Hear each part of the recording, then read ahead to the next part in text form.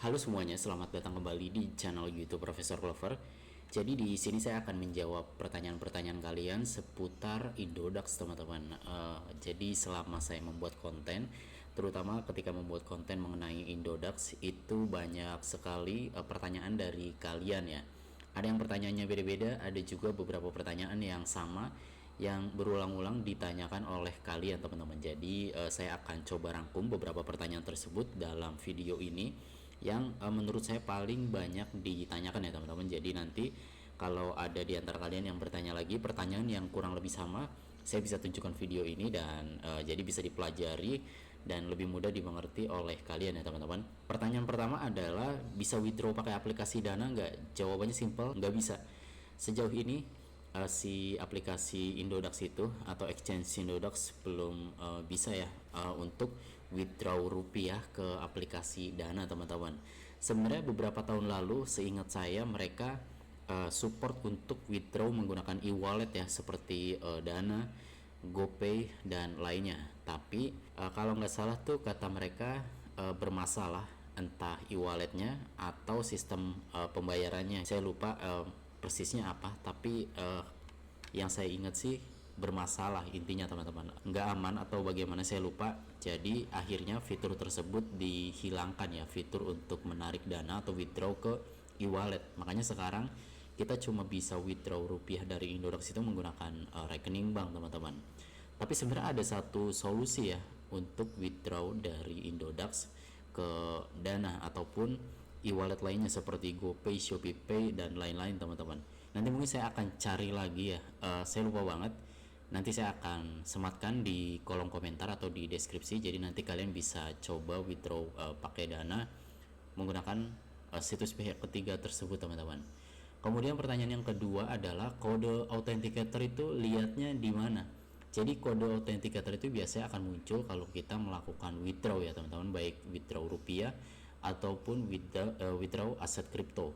Jadi nanti kita akan diminta untuk memasukkan beberapa kode ya. Salah satunya adalah kode Google Authenticator. Nah, ini authenticator saya nggak tahu kenapa banyak orang yang nanya ya, padahal waktu pertama kali setup, waktu pertama kali kita buat akun itu, kita kan akan diminta untuk setup Google Authenticator ya, atau Authenticator. Sebenarnya nggak harus Google Authenticator, tapi juga aplikasi Authenticator lainnya.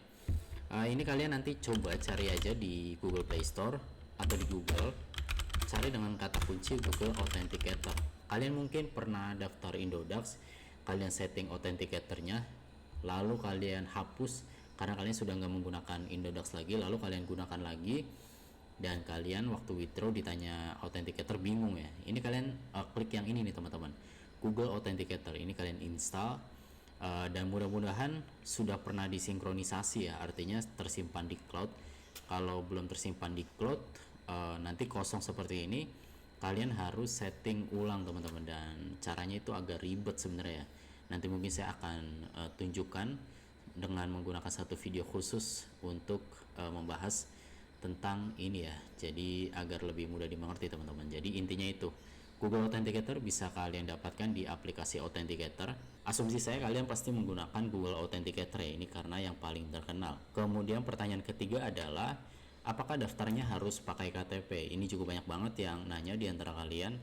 Mungkin di antara kalian masih banyak yang masih statusnya masih pelajar, atau mungkin memang belum bikin KTP aja gitu ya, walaupun sudah 17, baru menginjak 17 mungkin ya. Jawabannya adalah iya. Apakah daftarnya harus menggunakan KTP?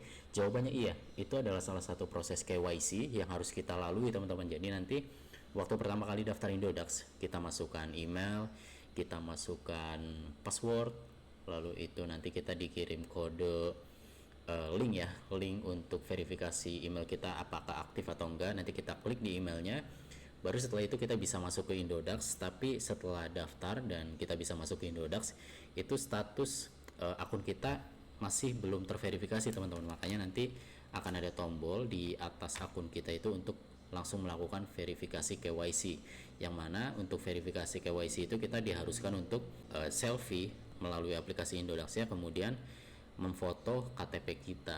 Nah, kenapa ini dilakukan? Ini bukan cuma di Indodax by the way ya, tapi juga di semua exchange, baik di exchange lokal yang terregulasi di Bapepti ya, ataupun exchange luar, itu semuanya wajib menggunakan verifikasi menggunakan KTP dan wajah, teman-teman. Tujuannya adalah untuk mengurangi tindak pidana pencucian uang ya, itu salah satunya, dan ada beberapa lainnya lagi teman-teman, tapi yang paling utama sih itu teman-teman. Dan ini yang saya bicarakan itu centralized exchange ya, atau exchange tersentralisasi. Untuk decentralized itu beda lagi, mereka tidak memerlukan verifikasi KYC apapun teman-teman. Jadi singkatnya untuk menjawab pertanyaan ini, apakah daftarnya harus pakai KTP? Iya, daftarnya harus pakai KTP untuk verifikasi KYC teman-teman. Kemudian pertanyaan berikutnya ini juga sering banget ditanyakan seputar nama Indodax dan nama di rekening. Jadi pertanyaannya beragam, tapi intinya sama aja teman-teman.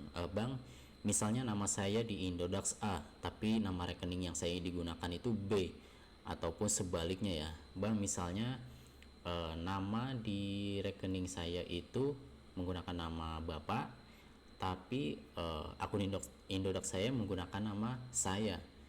Itu bisa nggak bang? Jawabannya nggak bisa teman-teman. Intinya kalau nama kalian di Indodax itu berbeda dengan nama yang kalian gunakan di rekening, itu nggak bisa dilakukan penarikan atau withdraw ya. Jadi nanti akan ada penolakan dari aplikasi Indodaxnya, akan ada tulisan merah di bawahnya, di bawah nomor rekening. Kurang lebih bunyinya kayak gini nih teman-teman. Nomor rekening tidak sama namanya dengan nama di akun Indodax kalian, kurang lebih gitu ya. Jadi kalian harus ganti nomor rekeningnya, menggunakan nomor rekening yang namanya itu menggunakan yang sama dengan di akun Indodax kalian, intinya gitu teman-teman. Dan untuk mengatasi masalah ini gimana?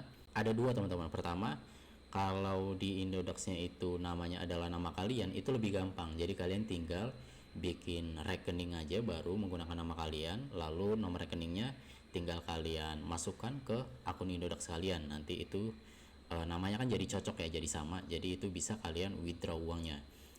Kemudian solusi yang kedua, kalau kalian menggunakan akun Indodax atas nama misalnya orang tua kalian ya, entah ibu atau bapak kalian, nah itu kalian tinggal minta ibu atau bapak kalian itu aja untuk membuat rekening kalau mereka belum punya ya, atas nama mereka teman-teman. Nanti nomor rekeningnya kalian masukkan ke Indodax dan nanti bisa. Dan sebenarnya ada satu cara lagi teman-teman. Misalnya kalian menggunakan akun Indodax, atau kalian bikin akun Indodax udah terlanjur menggunakan nama asal-asalan gitu ya, karena waktu bikin kalian belum tahu, masih awam, mungkin masih coba-coba, kalian pakai nama aneh-aneh gitu ya, Uzumaki Naruto atau siapapun itu.